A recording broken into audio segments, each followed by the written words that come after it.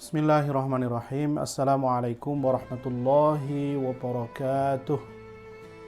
Alhamdulillahirabbil alamin. Alhamdulillahilladzi hadana li hadza wa ma kunna linahtadiya laula an hadanallah. Asyhadu an la ilaha illallah wahdahu la syarikalah wa asyhadu anna Muhammadan abduhu wa nabiyyuhu wa rasuluh la nabiyya wa la rasula ba'dah. Allahumma salli wa sallim wa barik ala sayyidina Muhammadin wa ala alihi wa ashabihi ajma'in, summa amma ba'du. Saudara-saudaraku sekalian, sahabat AMC dimanapun Anda berada, alhamdulillah, marilah kita senantiasa bersyukur kepada Allah atas semua nikmat yang telah kita rasakan, yang telah diberikan kepada kita semua. Sholawat dan salam semoga senantiasa tercurah kepada junjungan kita Nabi Muhammad SAW, yang mudah-mudahan kita semua termasuk bagian dari umatnya yang akan mendapatkan syafaatnya nanti di yaumul qiyamah. Amin Allahumma amin. Saudara-saudara sekalian, pada kesempatan ini juga marilah kita bersyukur atas kenikmatan yang pertama masuk ke dalam tahun baru Hijriah 1443 Hijriah. Dan yang kedua adalah mensyukuri nikmat kemerdekaan Negara Kesatuan Republik Indonesia yang kita cintai ini, yang sudah merayakan ulang tahunnya yang ke-76. Mudah-mudahan negara kita menjadi negara yang semakin berdaulat, adil dan makmur. Saudara-saudara sekalian, pada kesempatan ini kita ingin mencoba untuk mengulik sejarah, mengambil hikmah, dan utamanya adalah spirit dan semangat dari hijrah dan juga semangat dari kemerdekaan. Ya, ini bukan kita otak-atik gathuk atau kebetulan momentumnya hampir bersamaan terus kemudian kita hubung-hubungkan. Tentu saja tidak, ya. Tetapi betul-betul memang karena antara hijrah nabawiyah yang sudah terjadi ribuan tahun yang lalu, ya, yang sudah terjadi 14 abad yang lalu, ya, dan juga kemerdekaan negara kita Republik Indonesia itu memiliki spirit yang sama, memiliki semangat yang sama. Nah, coba kita lihat bersama-sama. Nah, jadi saudara-saudara sekalian, baik itu hijrah maupun juga kemerdekaan itu sama-sama merupakan momentum pembebasan, ya. Jadi hijrah dan kemerdekaan adalah momentum pembebasan di mana umat Islam di bawah pimpinan Nabi Muhammad SAW dan bangsa Indonesia di bawah pimpinan Bapak Soekarno dan Bapak Muhammad Hatta membebaskan diri dari belenggu penjajahan dan intimidasi, ya.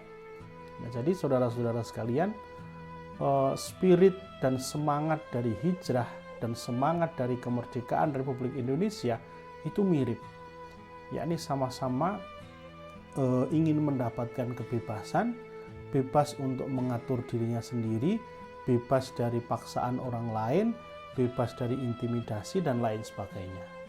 Nah, maka setelah hijrah dan merdeka, umat Islam di Arab waktu itu dan bangsa Indonesia menjadi leluasa untuk mengatur kehidupannya sendiri dan juga menjadi leluasa untuk menjalin hubungan dan relasi dengan sama tinggi terhadap bangsa yang lain.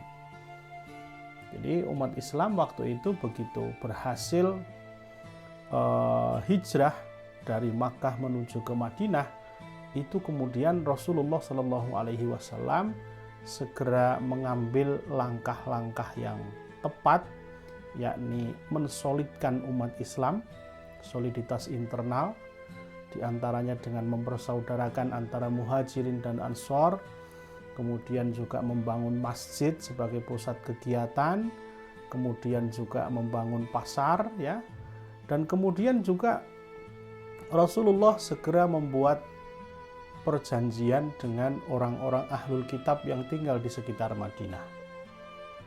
Yang ini kemudian sering disebut sebagai cikal bakal negara yang pertama kali di dalam sejarah umat manusia, yang sering disebut sebagai Piagam Madinah, gitu ya. Nah, kita lihat di sini bahwa Rasulullah, umat Islam itu sudah bisa berdiri sejajar, berdiplomasi ya dengan pihak lain. Dan bahkan kemudian di dalam perjalanannya kemudian Nabi Muhammad dan para sahabat berhasil mengalahkan orang-orang kafir Quraisy di dalam perang Badar dan perang-perang berikutnya. Nah, maka kemudian di tahun-tahun berikutnya Rasulullah Shallallahu Alaihi Wasallam juga membuka relasi dan hubungan dan menawarkan dakwah Islam kepada penguasa-penguasa di sekitar Arab, di Persia, di Romawi, di Mukaukis. Rasulullah mengutus utusan ke sana. Nah, ini menunjukkan satu eksistensi umat Islam sebagai sebuah negara atau sebagai sebuah umat yang berdaulat, yang tidak mungkin bisa mereka lakukan kalau mereka masih dijajah oleh orang lain. Nah, begitu juga bangsa Indonesia, begitu mereka para pendiri negara kita memproklamirkan kemerdekaan, ya, maka kemudian segera bangsa-bangsa lain yang sudah lebih dahulu merdeka mengucapkan selamat. Lalu kemudian Presiden Soekarno dan juga para founding father negara kita mengambil langkah-langkah yang diperlukan untuk membangun dan mengisi negara Republik Indonesia. Nah, itu sekali lagi hanya bisa dilakukan ketika kemerdekaan itu sudah didapatkan. Nah, saudara-saudara sekalian, kalau kita ingin mencari apa sebenarnya rahasia dari kemerdekaan maupun juga hijrah ini, ya, ada satu tulisan yang ditulis oleh kolumnis Arab, ya. Jadi sebenarnya bahwa hijrah Nabi maupun juga itu adalah peristiwa yang tidak serta-merta datang.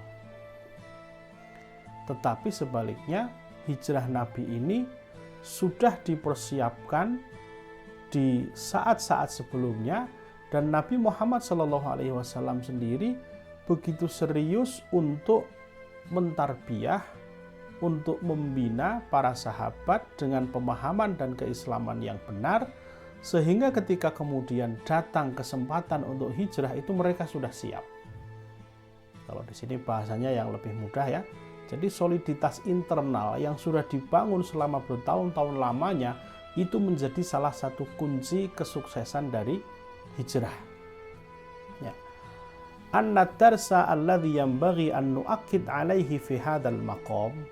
Pelajaran penting yang kita ambil di sini huwa anna iqamata daulatil Islam al-ula, penegaan umat Islam waktu itu oleh Rasulullah, kanat natijatan litaghyir alladhi syahadathu nufusul jamaah al-mu'minah al-ula, merupakan hasil dari perubahan yang signifikan, perubahan yang menyeluruh oleh al-jamaah al-mu'minah al-ula, generasi awal orang-orang beriman, ya, allati irtadat al-islam dinan wa tarabbat alaihi wa dhahat min ajlihi, yang mana mereka ridho menjadikan Islam sebagai agamanya, lalu terdidik dengannya dan siap berkorban untuknya. Jadi kemampuan mereka di dalam mengembangkan potensi diri, menjaga kualitas spiritual, menjaga kualitas maknawiyah mereka, itulah yang kemudian menjadi kuncinya. Nah, ini cocok dengan firman Allah, ya, di surat Ar-Ra'd ayat yang ke-11, saya kira sudah sering kita baca. Innallaha la yughayyiru ma biqaumin hatta yughayyiru ma bi anfusihim. Allah tidak akan mengubah satu kaum sampai mereka mengubah diri mereka sendiri, gitu. Nah, sama juga para pendiri negara kita itu memang memproklamirkan kemerdekaannya di 17 Agustus 45. Tetapi sebenarnya tokoh-tokoh para pendiri ini sudah melakukan konsolidasi sekian lama. Bahkan ketika tahun 1928, ya, itu sudah ada konsensus yang disepakati yang kita kenal sebagai Sumpah Pemuda. di mana para perwakilan pemuda dari berbagai suku, pulau, berbagai suku bangsa, dari berbagai, tentu waktu itu belum ada provinsi ya, itu mereka sudah mengikrarkan diri, ya, sudah mengikrarkan diri untuk bersatu. Bangsanya adalah bangsa Indonesia, bahasanya adalah bahasa Indonesia. Itu berarti memang konsolidasi internal mereka itu sudah dilakukan sejak lama, ya. Bahkan jauh sebelum itu, makanya bahkan sebelum merdeka jauh sekali ya, itu sudah ada organisasi-organisasi.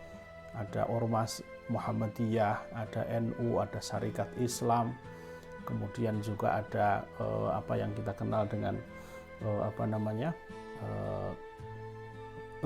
Perkumpulan Budi Utomo dan lain sebagainya. Jadi soliditas internal ini sudah dibangun sejak lama. Nah, maka kemudian yang kedua, ketika kemudian datang momentum dari luar, itu mereka sudah siap untuk memanfaatkan. Jadi Nabi Muhammad SAW sebelum akhirnya berhijrah di tahun ke-13 kenabian, itu beliau sudah mengintip peluang dengan cara menjalin relasi dengan orang-orang Madinah yang waktu itu masih dikatakan namanya Yasrib. Dan kemudian relasi ini berlanjut menjadi apa yang kita kenal dengan Bai'ah Aqobah. Ada Bai'ah Aqobah pertama, ada Bai'ah Aqobah yang kedua atau yang sering disebut Bai'ah Aqobah Kubro. Ini mereka orang-orang Yasrib ternyata lebih terbuka menerima dakwah Nabi dan bahkan berbaiat dan menyiapkan Madinah untuk menjadi tempat hijrah. Nah, ini ada momentum dari luar. Gitu. Ada kondisi di luar yang memungkinkan. Nah, maka ketika kemudian Rasulullah sampai pada momentum hijrah itu, maka Rasulullah dan para sahabat itu kemudian berhasil memanfaatkannya menjadi peristiwa terbesar di dalam sejarah Rasulullah, yakni peristiwa hijrah Nabi. Nah, adapun bangsa kita, pendiri bangsa kita mengalami momentum eksternalnya apa? Yakni ketika Jepang kalah dari sekutu. Nah, kemudian saat itulah segera para founding father negara kita memproklamirkan kemerdekaannya. Nah, kita yakin ya bahwa momentum-momentum eksternal seperti itu juga tidak akan termanfaatkan kalau soliditas internal mereka tidak bagus. Kalau kualitas ruhiyah maknawiyah mereka tidak bagus. Kalau semangat mereka untuk merdeka itu tidak menyala-nyala, itu saya kira ada momentum ya diam-diam saja begitu. Nah, inilah makanya ya sebenarnya saya kira rahasianya banyak, tapi di sini kita akan fokus pada soliditas internal yang kemudian berlanjut pada kemampuan untuk memanfaatkan momentum dari eksternal. Gitu. Nah, kemudian maka di sini ada pelajaran-pelajaran penting yang bisa kita ambil. Sebentar, saya kecilkan dulu. Atau saya kecilkan. Nah, wa in aradna bina'al ummah falnabda' minal hijrah awalan. Jika kita ingin membangun umat dan bangsa ini, kita mulai dengan hijrah secara individu, yakni memerdekakan jiwa dari belenggu hawa nafsu. Sebagaimana Rasulullah pernah bersabda, fal muhajiru man hajara manahallahu anhu. Jadi orang-orang yang disebut al-muhajir, yang disebut orang yang hijrah, itu adalah orang-orang yang menjauhi apa yang Allah larang. Jadi dia merdekakan dulu dirinya dari hawa nafsu. Jadi dengan membangun individu ini merdeka dari hawa nafsu, maka insya Allah umat ini juga akan menjadi umat yang merdeka. Kemudian wa in aradna bina'al ummah falnabda' minal hijrah bisina'ati jailin kal awail ala fahmin wa wa'yin wa idrak. Jika kita ingin membangun umat dan bangsa ini, kita mulai dengan hijrah, dengan membangun generasi yang faham terhadap agama dan sejarah bangsanya. Jadi maksudnya hijrahnya di situ. Kalau sekarang tidak harus hijrah pindah negara, tidak ya, tetapi apa yang dilakukan Rasulullah dulu, apa yang dilakukan para pendiri bangsa kita dulu, itu adalah betul-betul serius membangun satu generasi, ya, serius mengkader mereka yang memang siap untuk berjuang, begitu ya, yang mana generasi ini paham betul terhadap nilai-nilai Islam, bukan hanya paham tapi juga mempraktekkannya, paham betul terhadap sejarah bangsa kita, paham betul terhadap kondisi sosial politik bangsa kita pada waktu itu, dan pada akhirnya mereka kemudian menjadi mampu untuk mendeklarasikan hijrah dan kemerdekaan. Ya. Yang ketiga, wa in aradna bina al ummah falnabda minal hijrah iktidaan bir rasul wantihaan bitamkin lirisalatillah. Jika kita ingin membangun umat dan bangsa ini, teladanilah Rasul dalam menempuh langkah-langkah dan tahapannya yang berakhir dengan kemenangan yang gemilang dan kemerdekaan yang sejati. Jadi silahkan nanti kita baca ya, tahapan-tahapan dakwah Rasulullah itu kita jadikan sebagai pedoman ya, dalam rangka kita bisa meraih kejayaan sebagaimana yang dulu beliau lakukan. Nah, maka di sini ada hadis, faman kanat hijratuhu ilallahi fahijratuhu ila faman kanat hijratuhu ilallahi wa rasulih fahijratuhu ilallahi wa rasulih. Barang siapa yang hijrahnya kepada Allah dan Rasul, maka hijrahnya juga akan sampai ke sana. Nah, lalu apa yang harus kita kerjakan sekarang? Ya. Nah, maka ya ini saya kira pesan pentingnya adalah mari kita melanjutkan semangat dan ekspansi hijrah nabawiyah melalui dakwah Islam. Jadi saudara-saudara sekalian, ada satu ungkapan ya, bahwa memang Islam ini dijamin tidak akan hilang dari muka bumi. Tapi tidak ada yang menjamin Islam itu tidak akan hilang dari Indonesia, kan begitu ya. Oleh karena itu, terus mari kita mendakwahkan Islam.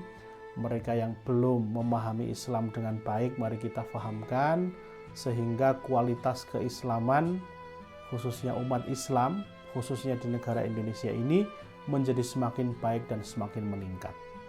Jangan sampai Islam itu hanya menjadi tempelan dan formalitas saja, tetapi betul-betul menjadi pedoman hidup dan dilaksanakan dalam kehidupan sehari-hari.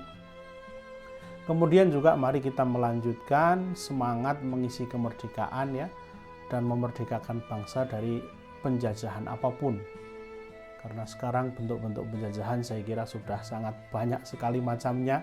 Penjajahan ekonomi, penjajahan sosial, penjajahan politik, penjajahan budaya, dan lain sebagainya. Mari kita upayakan mengisi kemerdekaan ini ya, dengan semangat memerdekakan bangsa kita dari semua bentuk penjajahan. Ya, Allahu Akbar, merdeka. Terima kasih. Assalamualaikum warahmatullahi wabarakatuh.